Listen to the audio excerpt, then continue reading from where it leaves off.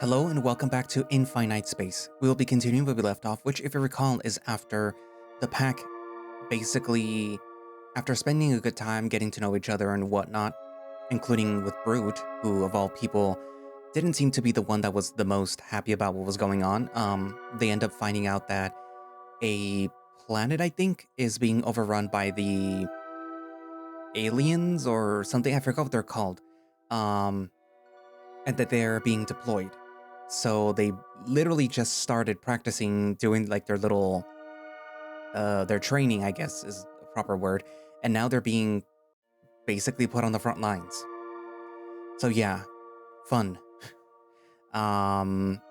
Before that though, the main character had a bit of a moment with Calbex where they heard him whimpering throughout the night.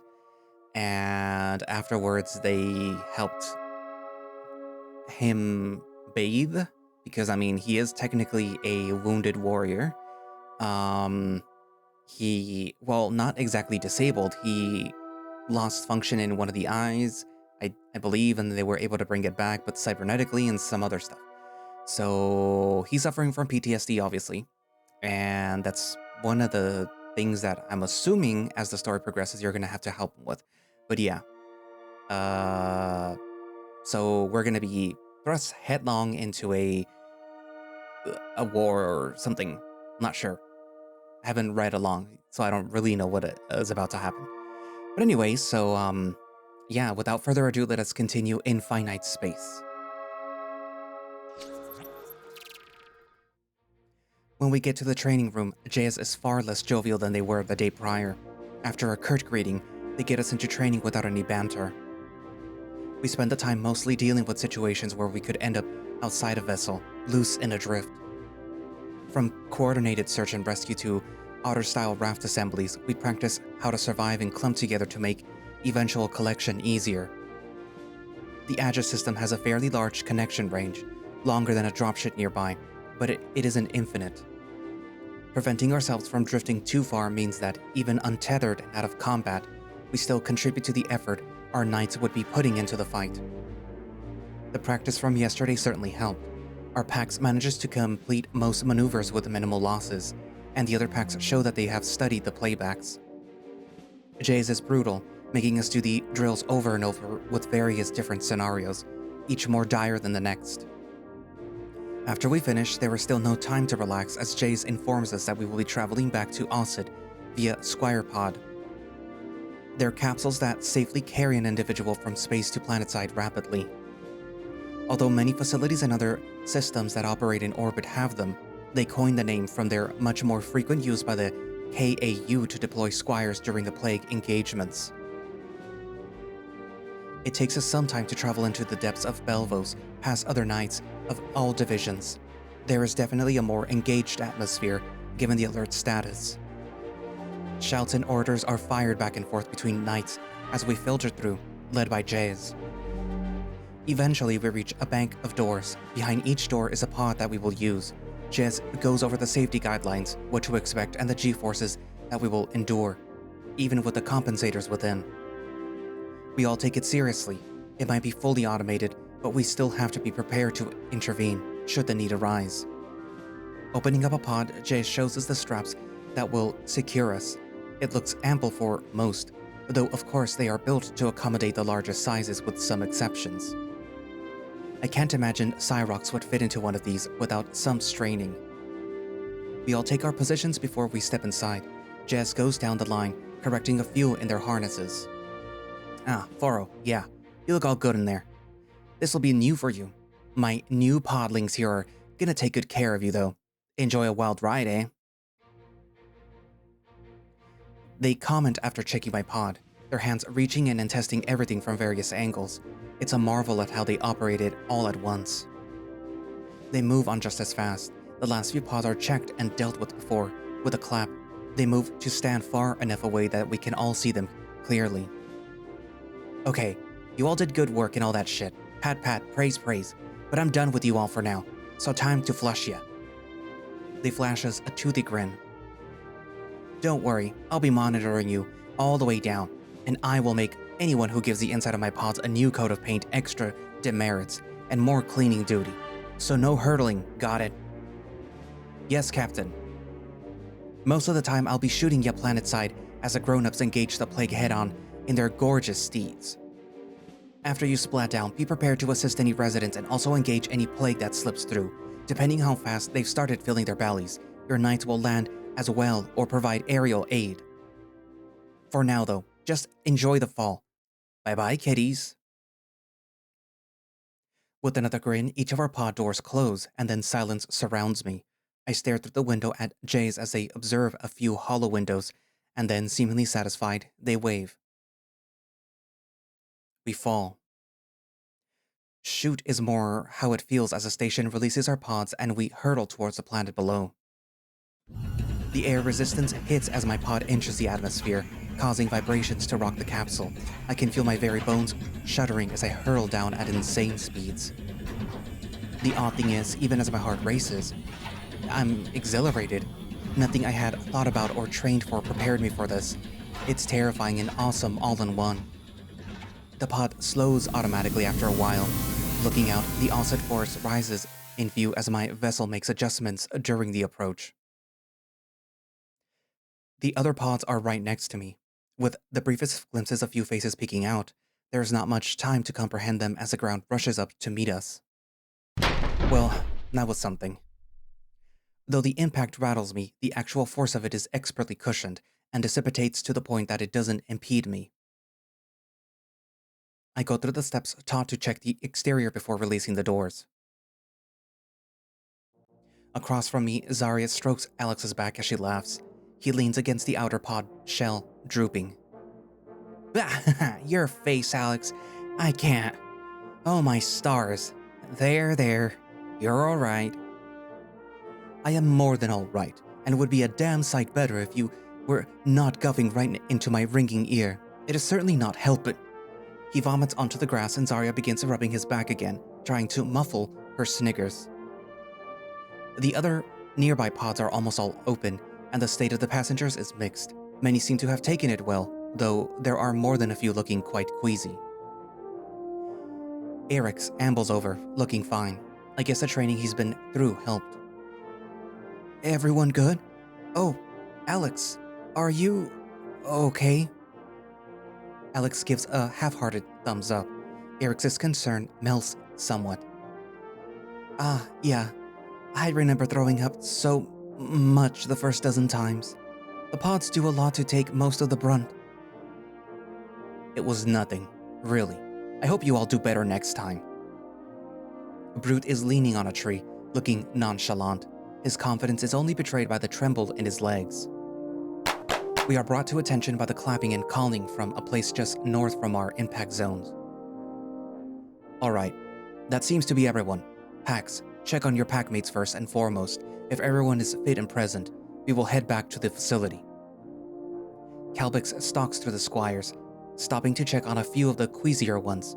His appraisals are fast and efficient. He comes to a natural stop close to our group, who all stand at attention. His ears flick once he looks us over. He then points out at the woods towards the main complex. Okay, jog back if you can. Walk if not. Training room is allocated. You are all expected to be ready to start by the time that I get there. March! With the last bark, many jump and then start moving over the tree roots or helping one another through the woods. A few tear ahead, Zarya included. Calbex hadn't mentioned sticking in pack formation, so I guess it's okay. He's lingering back. I imagine he's giving us a head start. Erix supports Alex as they start heading off as well. Erix looks back at me as if to see if I'm coming, but I shake my head and stay behind instead. My knight doesn't tell me to run off, so I wait for him. We stand awkwardly as he counts down using his STIK. Once he finishes, we start to move slowly after everyone. I step into an easy pace alongside him. He looks to be thinking, though it's clear that he's quite comfortable in the woodlands. He barely even slows as he maneuvers over and around the vegetation. I decide to finally break the silence. So, we're on active duty now then? Calbex doesn't slow his stride, but his left ear flicks and I can detect the faintest of bristling of his fur. Yes, that is correct. Fortunately, Raptor did not sustain any fatalities, and they are already at the medical center. They will be operational again within a short time. He growls under his breath. I think it is still too soon, but the commander has deemed us capable enough to be on standby until they are recovered. If we are fortunate, there will not be an incursion. He catches me staring with a quick turn of his head and then interrupts his growling with a cough. However, we cannot afford to be unprepared. We will have to speed up the training. I was not supposed to be on the roster today. Knight Tobes was. Stooping beneath a low branch, he gestures to the forest around us. The whole dropping on a wild world survival thing. Cannon is rather fond of camping and was in quite a sour mood when things were rearranged. He'll bounce back in his own way. However, he grimaces as he stoops below another branch. He clears the final few trees and then steps into the cut grass that surrounds the KAU complex. He stops and turns to watch me come out of the shade as well. Fen was ordered that all the squires needed to be assessed, so I was slotted in today instead. As I blink from the sudden brightness, he averts his eyes. He turns his head to look at the building ahead of us before muttering, just loud enough to hear. Honestly, I haven't been looking forward to doing this. Being thrust into it before I've geared myself up to it is throwing me off. He huffs. I see now that there was never any threat of Calbex beating the squires to the room. I have no doubt that he could have, if he had been inclined. Instead, he opted to send them ahead to give not only the squires time to prepare, but himself as well. Oh, I see. Well, I am your squire, so that is to say, if you'd like to, feel free to use me to break the ice? I guess I should have asked what we're doing first. Calbex actually chuckles and then smiles at me. His smiles are rare enough that I'm starting to truly treasure when one slips out. So you offer yourself up as a sacrifice before knowing the task? I could mark you down for poor judgment, my squire. Just as fast as his grin appeared, it vanishes as Calbex stiffly starts moving towards the complex. It will be ground combat assessments. As a master of arms, I am the most suited to start the process of guiding squires to the weapons and fighting styles most suited to their unique qualities. He huffs again. This is the first time that I've ever seen him so grumpy. Solemn, sure. Angry, yes. But I've yet to see him sulk like this. It makes him appear younger than he is. I try to think back to my research on him before being assigned. One of his decorations was a knight at arms. Though I have yet to see him in action, I am now even more excited to witness his prowess. Do you have a preferred armament? I picture him weaving around the battlefield clad in armor, mowing down plague drones as he goes. Calbex, however, doesn't reply. He continues walking towards the front entrance. I've grown used to his silence now. Eventually he does speak. To be honest, I have not given it much of a thought. If we engage in close combat, it means the swarm has been able to set roots long enough to set up larger harvesting operations. The cavalry's main aid is to prevent that. We are to attend to the reported incursions as fast as possible and then force them back before they have a chance to deploy that level of fortification. A pretty standard answer, almost word for word from the KAU Creed for the cavalry division. I guess even seasoned knights recall those lessons verbatim. We have been fortunate in recent years to not have to contend with such an event. Not since... He trails off and I know what he isn't saying. Foro was the last time the plague had been able to establish themselves long enough that by the time that the KAU finally arrived, they had to contend with the fully occupied plague threat. Calbex continues awkwardly. As I was saying, since each potential engagement could be different, I never thought about a favorite, but I guess I'd lean towards sword and shield. Standard, sure, but it offers good coverage and with this... He gestures to his left eye and side. I feel more comfortable using a shield. How about you, Corwan? Any thoughts ahead of the session? He looks over curiously, as if he really is considering my size and build for the first time. I try not to fidget as I answer him. Unless there is a rockball bat as an option, I'm not sure. Our page training focused on swords. I've not had that much experience with anything else. We can work on the foundation and evolve from there. What on Osset is a rockball, though? He tilts his head to the left quizzically. His confusion is so adorable that I almost burst out laughing. Sir, Calbex. It's just a game that we used to play as pages. We'd use, any length of pipe or tube that we could find and hit rocks as far as possible. It sounds dumb explaining it, but we made it fun. I trail off, but Calbex keeps his head tilted as he considers. I see.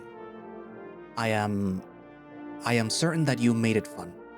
We may even be able to use those skills for combat, in some means. He looks away and I realize that we're at the entrance. I was so taken with talking that I hadn't noticed. Everyone is likely inside by now. Let us join them. Calbex nods his head towards the door.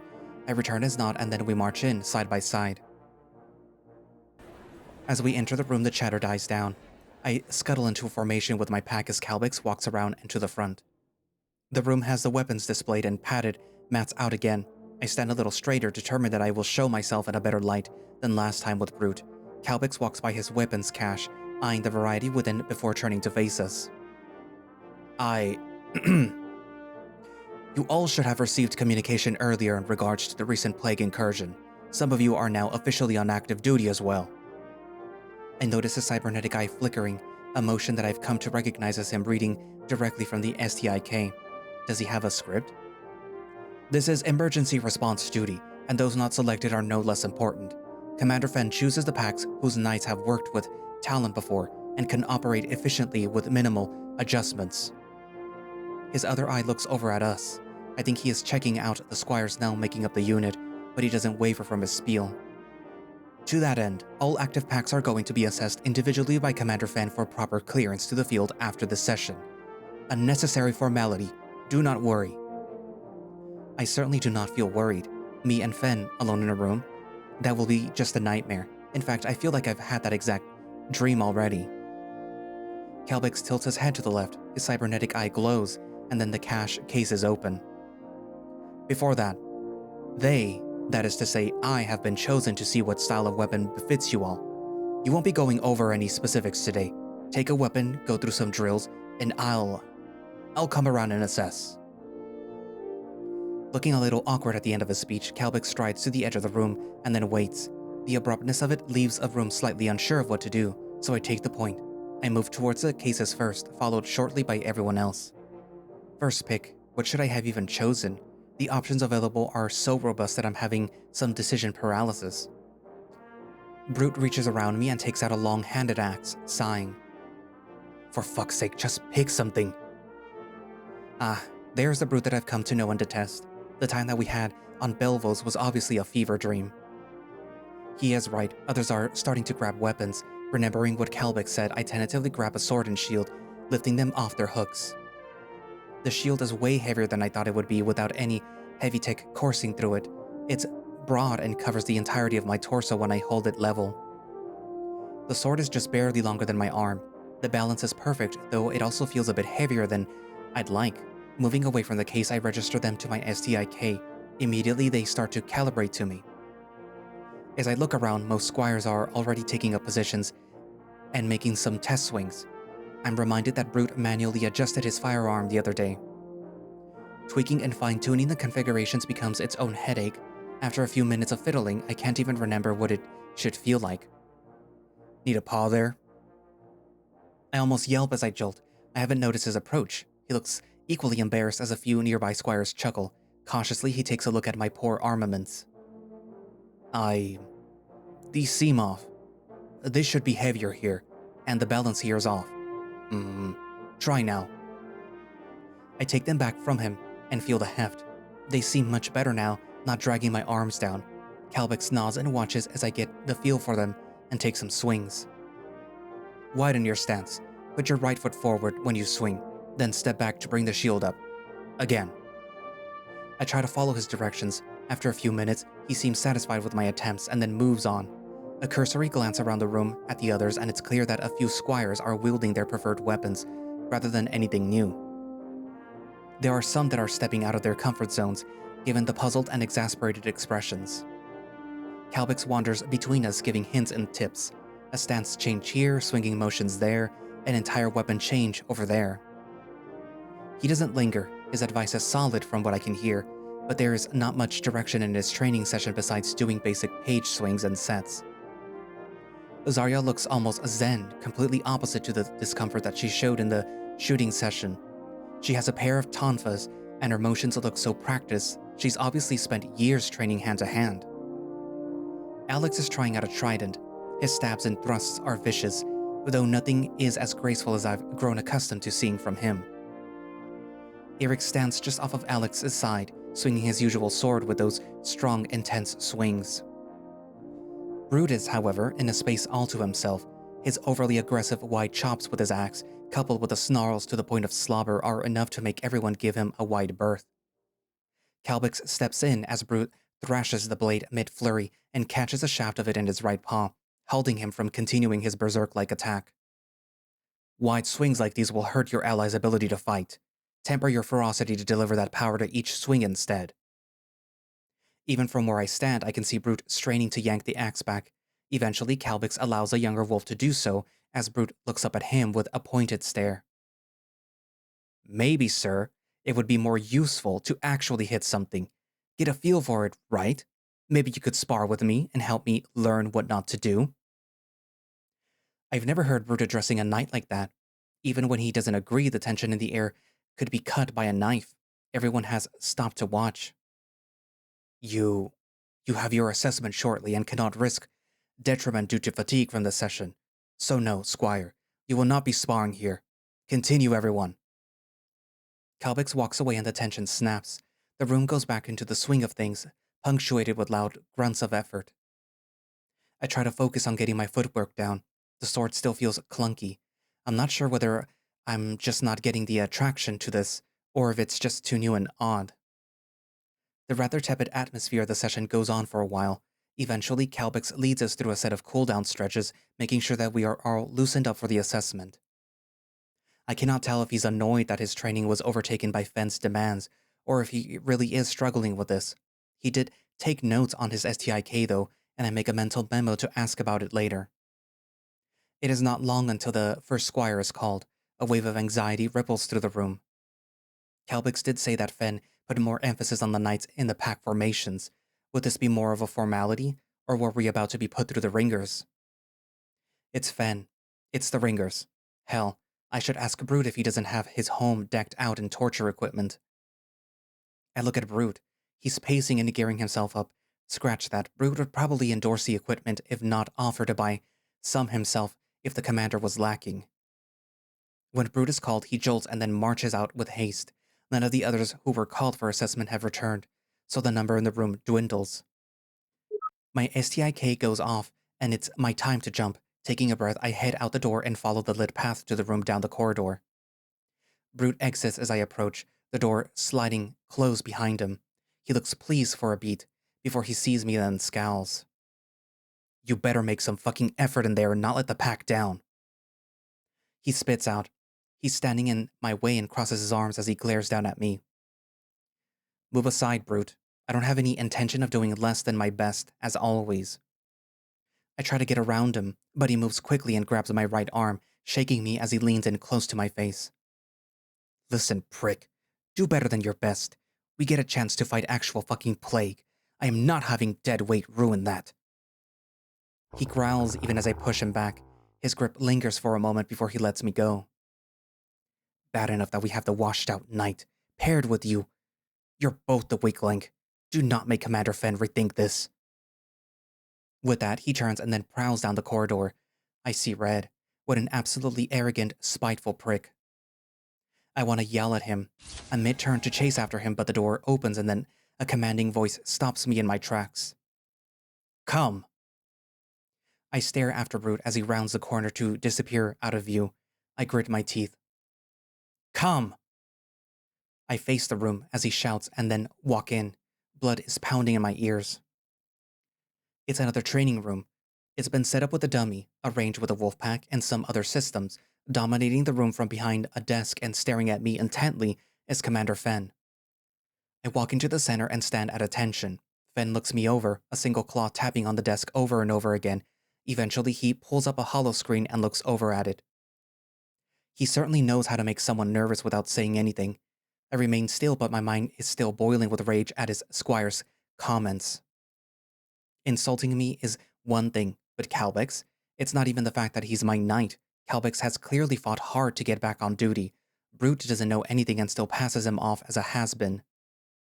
To make matters worse, I'm equally angry with myself that I had similar doubts. Still, Brute had no right to say all. Corwan. Stringer. I snap out of it as Fen finally addresses me. He slides the SDIK to the left, the screen still hovering nearby. He then places his paw firmly on the top of the desk and then stands, pushing off of it as he does. His tone sounds more contemplative than questioning, so I remain silent. His eyes crawl over me again before flicking back to the screen. Survivor of the 4-0 incident. Even I can't fathom the sick humor of the higher-ups with their decisions, but I guess we have to make do, right? Yes, sir? I'm not entirely sure what he's getting at. Lost a lot of people in that siege. Good knights, passable squires, plenty of civilians, lots and lots of losses. Fen speaks low with that rumble in his voice that makes everything sound like a threat. I keep my focus forward as he circles me once before returning to his place behind the desk. Grades are, well, given what you had to work with, remarkable. But remarkable mediocrity is still less than my standards. His eyes swap from the screen to me. I'm starting to feel more and more like a piece of meat. Still, I imagine a lot of rage in there. Lots of anger. That right, Squire? Yes, sir. Fen gestures to the layout of the room. Then prove it, Squire. Show me that you burn with a bloodlust worthy of the battlefield. I move to the training dummy and then grab the sword resting against it. It's still warm. Likely from Brute's assessment. That stuck-up twat. I start my attacks against the dummy. It may have been modeled after a plague entity, but in my mind I'm picturing the demeaning wolf in his place as I strike again and again. More! The commander barks at me and I increase my strikes, slipping the sword into heavy and forcing the enhanced strikes to land as cleanly as I can before turning it off to angle for the next. More! I grit my teeth as the heavy strikes ricochet through me. I swear my bones feel like they'll shatter, but I follow the command and strike harder as fast as my body will allow. Right, next. Fen points to the next section and the awaiting wolf pack. I move over, panting. The momentary rage that I had towards Brute flickers out with a throbbing of my arm, now more insistent. Damn, I overexerted myself already. I fumble to pick up the firearm. I look down the sights, ready to fire. In the few moments before the commander gives me the clear, I gulp down a breath and try to recenter myself. Clear. Fire. The shots aren't clean. My numb arm has trouble keeping the muzzle steady. I switch to light for my next volley, taking advantage of the lack of kickback to nudge myself back on course. I still think that I'm far more sloppy than when I was on the range with Cyrox. Finish it off, now! I steady my legs and clamp down, knowing that this will hurt. I flick too heavy and shoot a burst. My shoulders is screaming, but at least I hit the target. I definitely could have done better, but also a lot worse. I set the wolf pack down as carefully as I can before. Right, next!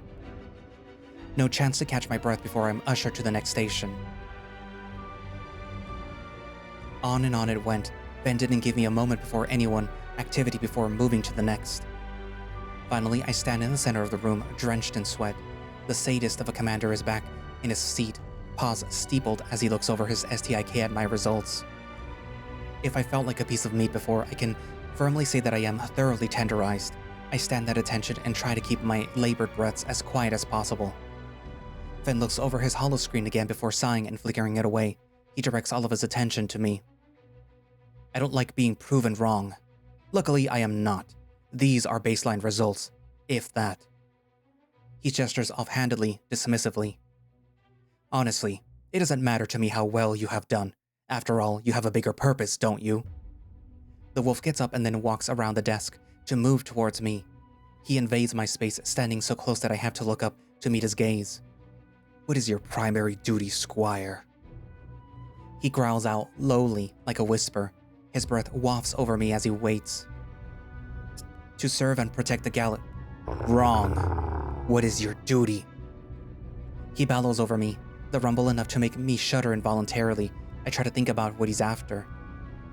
I meant to stop the plague from... No, that is our job. What is yours? He goes from yelling to drawing out a growl in an instant. He looms over me. What does he want me to say? What does he think that... Oh, yeah, I remember. I'm a battery, sir. I whisper. He grabs me by the left shoulder. What had become a dull throb now reignites sharply as I hiss in pain. Yes, Squire. You are a battery, a backup, a spare life. That is what you are, above everything else. Which means that the only thing that I am expecting, looking from you, in you, is a decent pain threshold. He punctuates the last few words by pressing each digit, one by one, into my shoulder. The tips of his claws almost puncture my uniform. He leans down, bringing his face next to mine. Got that? You are no hero. On the battlefield, I wouldn't trust you to take down the smallest plague, let alone stop an advance. The only thing that you have to do is stay out of the way of everyone else and make sure that you take all of Knight Ariga's pain as he, led by me, takes them out. Got that? He pats my aching shoulder twice before stepping back, expecting an answer. There is only one answer that I can give. Yes, sir. He looks satisfied enough. He signals the door to open with his STIK as he finally looks away from me. Good. Now go get some rest. We'll be called to action soon. I have no doubt. Without a single glance at me, he pulls up a holoscreen and then signals for the next squire. I force myself to march out instead of running. I make it down a few corridors before everything gets too overwhelming. I have to lean against the wall. I gasp for air, but it still feels like I'm choking, drowning. My legs are shaking. No, all of me is. I feel weak. My shoulders. Pain throbs in time with my heart, which seems to want to beat faster and faster. I pull at my shirt, loosening it with fumbling fingers. I just need some air. Am I hyperventilating? Oh fuck, I am. I try not to panic, torn between wanting to be discovered and offered help, and not wanting anyone to see me like this. I can feel my face flush and tears stream down my cheeks as I struggle for a single breath. Just one. Just breathe, Corwan. Think of something. Choose a point. The corridor is bland, nothing of note, so I stare at the floor. 1 tile, 2, 5 across. How many rows? Okay, now take a breath. Hold it.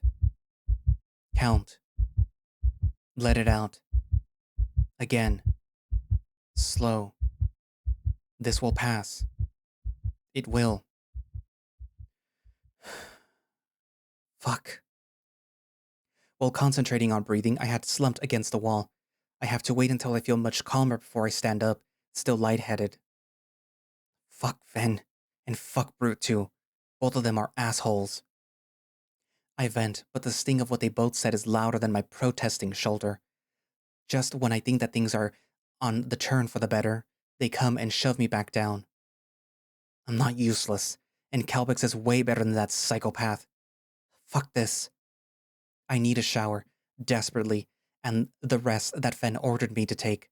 With a very wary first step, I make my way back to Calbex's home.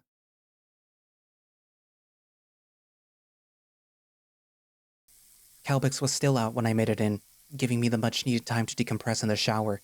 I stand under the deluge for so long that I'm starting to prune by the time that I step out. I take time toweling off too, using the deliberate and mundane actions to continue to ground me.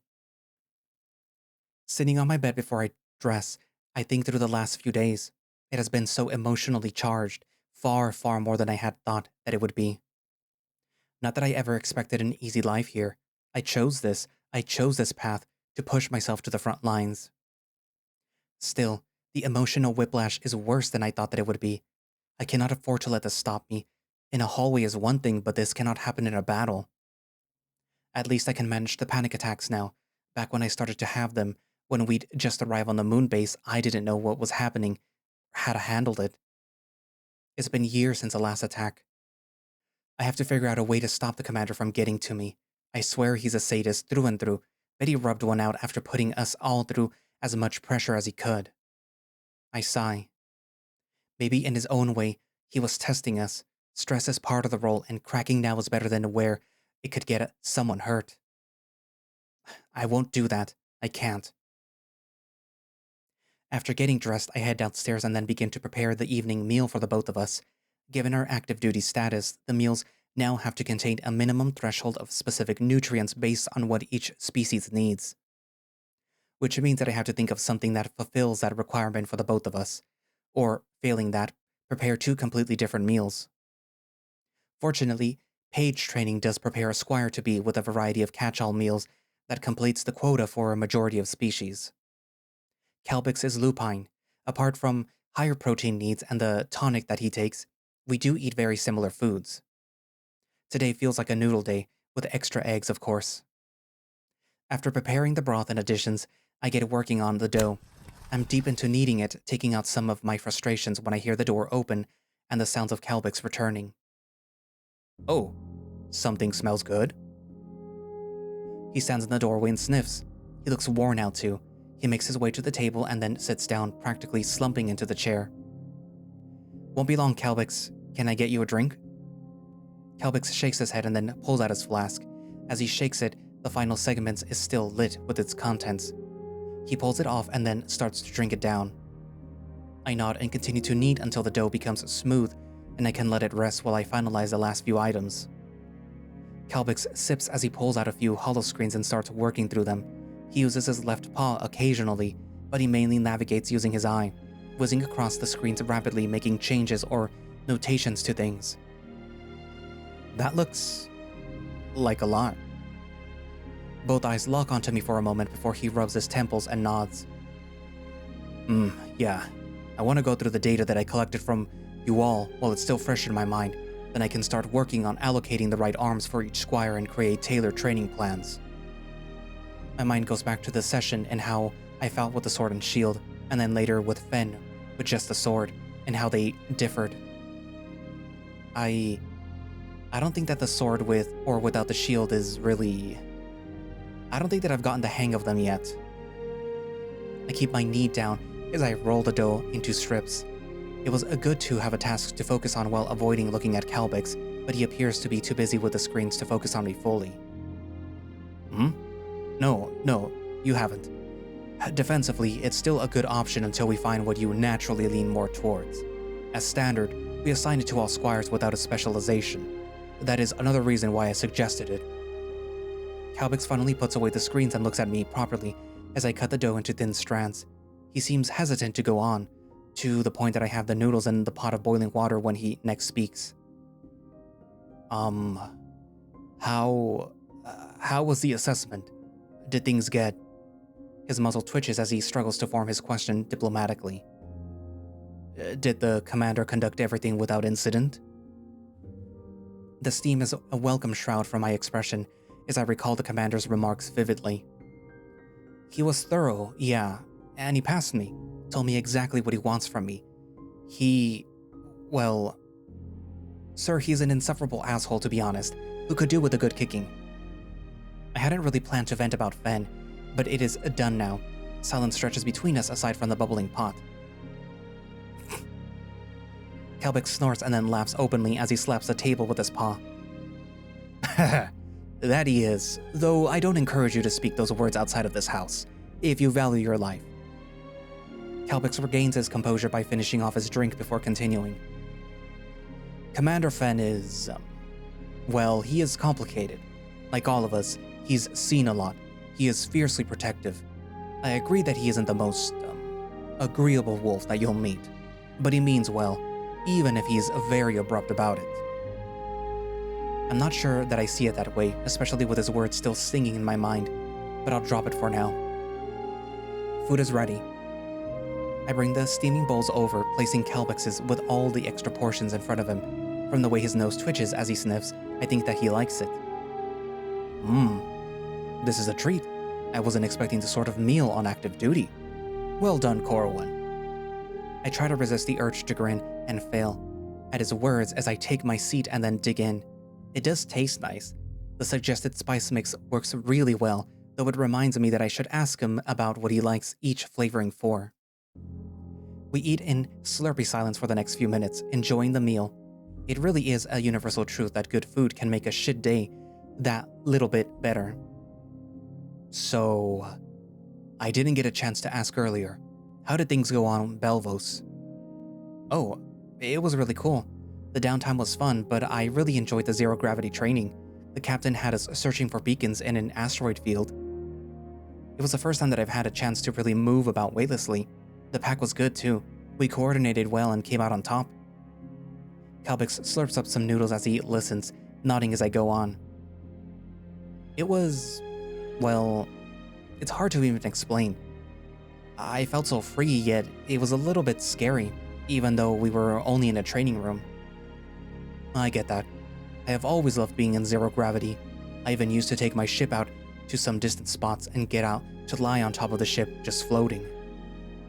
Whoa, that sounds amazing. Did you get in trouble for doing that? Calbex chuckles and looks a little embarrassed. Yeah, I got chewed out plenty of times, but I couldn't stop. Nice to get away from everything for a while. He wistfully looks out the window, and I wonder if he's snuck out to do it since coming back on duty. I'd love to experience it myself someday. Do you think that... The room darkens as alerts ping through the house, and the both of our STIKs go off in tandem. I look at Calbex in shock, but his face steals over. His cybernetic eye is aglow as he reads the alert. He stands and I hurry to do the same. It's time. We've got to get ready immediately. Your armor was delivered yesterday. It's in your room. Go. I waste no time sprinting up the stairs and then into my room, hearing him follow behind and then entering his own. It's happening. It's happening so fast. When I had moped before, I hadn't paid attention to the boxes that sit on my desk. Any other time, and I'd been happy to carefully open them all and admire the gear. However, now is not the time for such ceremony. I tear into the packages like a feral beast, thinking all mercy that existed that basic armor donning was a regular drill for pages. I step into the greaves first, admiring how the armor closes and fits automatically once in place, connecting the smart mesh underneath. I then start attaching the vambraces and pauldrons. Finally, the chest piece slots in. As the whole armor finalizes the connections and pulls the seams together, I take a moment to appreciate the custom fit. This was made for me, to fit me and only me. I test a few movements and find it so much more flexible than the training kits. I have plenty of movement, and it still feels rigid in the places that it should. I'll pull on the helmet as we get to the ship. Enough about me. I need to see to helping my knight into his armor, since mine wasn't designed for ship interfacing. It isn't as complicated. I exit my room and I'm about to knock on Calbex's door, but it's open. He's already gotten into the majority of the lower half of his armor. I still knock on the door as I enter. Calbex turns his head to look at me. For a moment there is a pointed look in his eyes. I'm not sure if it's uncertainty or reluctance, but it gets replaced with steely determination as the moment passes. I don't say anything either. I just approach him and then start assisting in putting on the remainder of his armor. Since Calbex will be a pilot first and foremost, his armor, indeed all the cavalry armor, has auxiliary connectors for interfacing with their steeds. This means a more complex donning procedure. Calbex doesn't stop me from facilitating the process. The armor is more durable, and there are ports across various parts of it, where cables attach. We work together in silence, all business, apart from a singular grunt as I slide in the pieces along his left side. There are no other sounds, save for my own heartbeat pounding in my ears. As I finally get the last segment on, save for his helmet, I admire my knight, armor fully donned.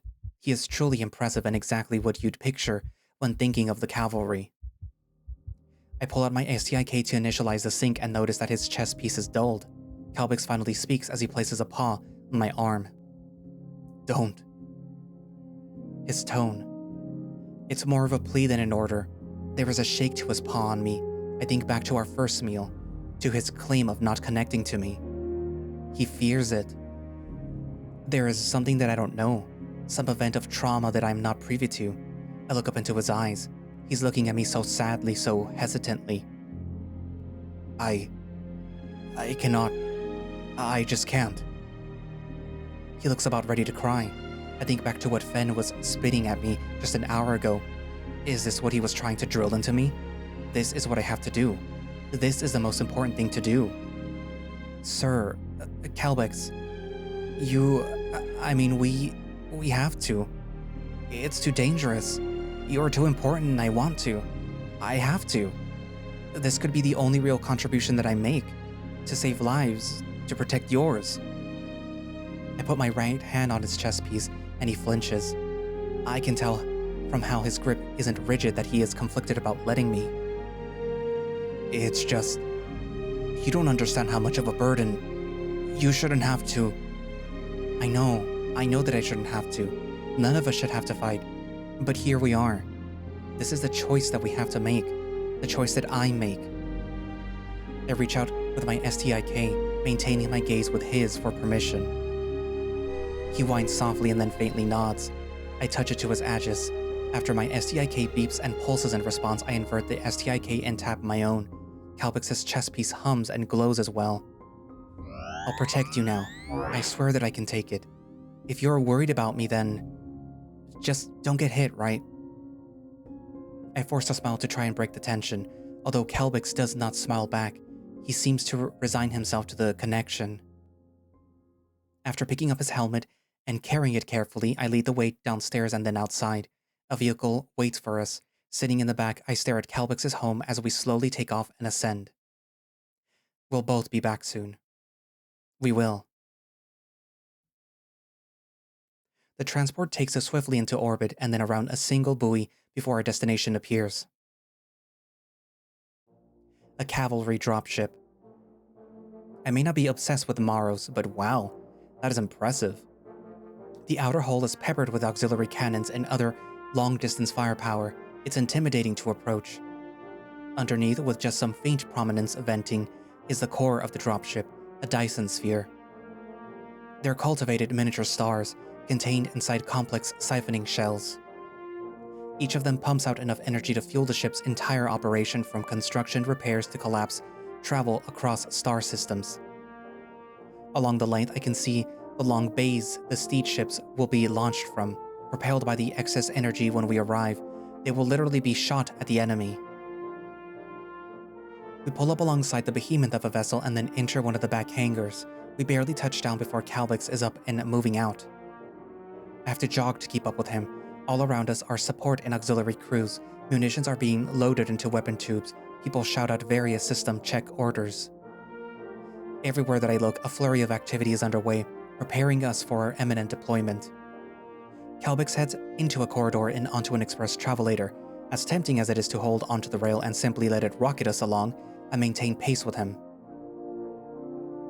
After we transition into deep ship, we are finally diverted at a junction, exit the speedy walkway and then enter the loading bay. I see my knight's Steed ship for the first time. Even reined into the launch position, the ship looks sleek, eager even. The Steed ships always remind me of a lance, with their sharp drill-like protrusions on the front. Using light energy to speed up and heavy to enhance the impact, the cavalry can literally pierce through the plague vessels to do insane damage. As we walk alongside it, my eyes scan the hull. Just above where the omnidirectional turrets would extend from is a name stamped across. Yeater? Calbex runs a gloved paw across the hull, giving it a pat like a faithful pet. Close. Get there. It's an old tradition, though we can discuss all that later, okay? Let's get me in. 2 additional technical crew help me get Calbex mounted for the first time. The saddle on the ship is fully rotatable and positionable cockpit, with thick cables that slot into Calbex's armor feeding into the larger machine.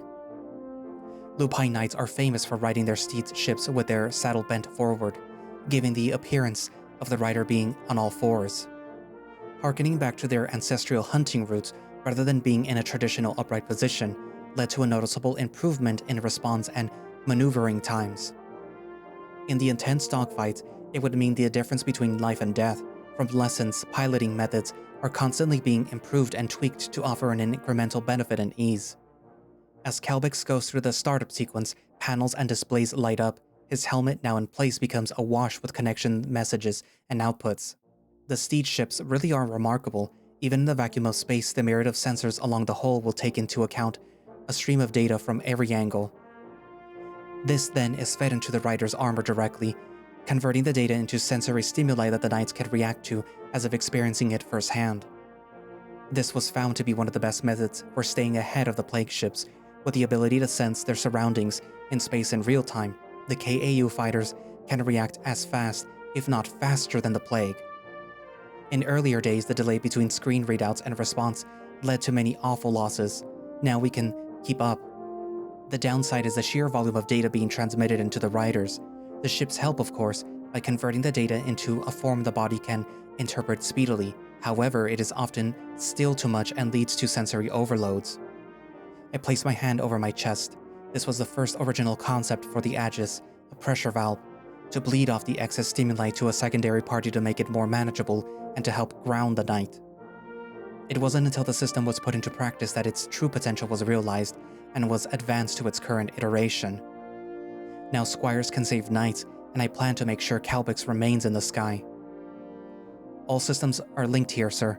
Reading's good. Feedback nominal. How was the sensory deluge? Meh. All good. Never really forget that feeling after your first rodeo. Okay, Corwan, my squire. Time to join the others. His saddle retracts into the ship slowly. His visor is too reflective to make out his expression, but I give him a nod and step back. Good luck. Stay safe. I say more for my own benefit, or maybe as a prayer. Gether rotates and then lines up at the accelerator bay. Once we drop out of collapse travel, all excess momentum from the dropship will be transferred to these bays to shoot the Steed ships into action. Turning, I make my way to a nearby elevator. I now have to report to the bridge for the Captain Jays to brief us. Well, that's where I'm going to leave it for today. So, we got to see a bit more of Calbex this time. We got to see his reluctance with really connecting with Corwan. Like, yeah, he's a squire and he has to sort of train him, he has to prepare him for what's to come. But he doesn't seem to want to do that. He seems to want to keep like a very healthy distance between him and himself. And that could be something having to do with him not feeling prepared for his duties. Like you can see there where he was supposed to sort of help the students, the cadets or the squires, in order to get familiarized with like new weapons and then like, you know, picking out something for their assessment with Fen. But while he was able to offer some tips, he didn't look really hands-on, which is something that I'm assuming everyone picked up on, including Brute, who sort of called them out on it. And like, despite the fact that Brute is kind of brutish, he did have a point. Calbex should have been a bit more prepared, I guess.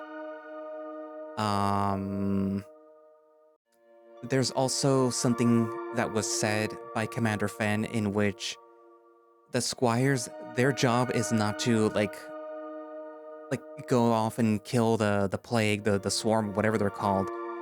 Their job is literally just to absorb all the pain and whatever it is that is going on with their knight as it's happening. That is their only job, and that is the only thing that they are, for the most part, supposed to be suited for. Like, yeah, if you can fight, then, like, good for you, but, like, really, that's not what we need you for, kind of thing, which is something that's gonna, come into play in the next, the follow-up to this video, because obviously, this was very long, and I had to split it up into 2 videos, because you guys don't have the attention span to watch through almost 2 hours. But yeah. Not much else happened. We got to see the exterior of one of the ships. Do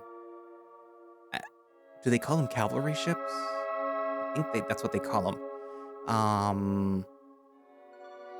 It's a very interesting design, spaceship-wise. Even though that the big ship wasn't really meant, or I don't think it was intentionally meant to resemble one of the steeds that the knights ride in, which look like basically like drills. It kind of did look like a drill too, and then like the whole little Dyson sphere on the back thing, which kind of feels a little strange. I mean, unless it is like heavily fortified where somebody can't go back there and then, you know, go like poke and then like have the whole thing explode or collapse or whatever it is.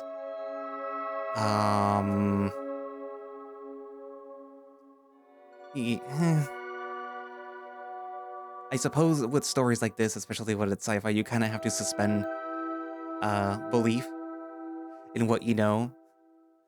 But who's to say that there aren't ships somewhere out there by some aliens that look like that? Space, dog, wolves, animal people. Anywho, so what else? Brood being his usual brutish self. Like, he was kind of friendly at the end of the previous update when they were all hanging around. And now he's sort of like, nah, I'm gonna be my usual brutish self again. My usual abrasive, like, don't even look at me self. You're in my way. Everyone's just on edge, I guess. Anywho, so, write down in the comments what you think, and thank you all for watching / listening. If you would like to play Infinite Space yourself, you can do so by going down into the link in the description, which hopefully there is one because nobody's using the bird site anymore. Which should have a direct link for the itch.io page where you can download the game and play it yourself, or you can just go to itch.io.com and download it from there and then play it there. Or like that, whatever. Anyways, I believe that they also have some form of support, which should be linked down in the description, which should hopefully give you early access to builds of Infinite Space. That will also be linked down in the description, along with my Ko-fi, my throne, in case you want to, get me something for the holidays. There's more stuff there. Like, there's books now. I have books on my list. What else? And if you want to become a channel member, there should be a link down there also, in case you don't see it on the main channel page. But yeah. Anywho, so yeah. I guess that's it for now, and I will see you guys in the next video. Bye-bye.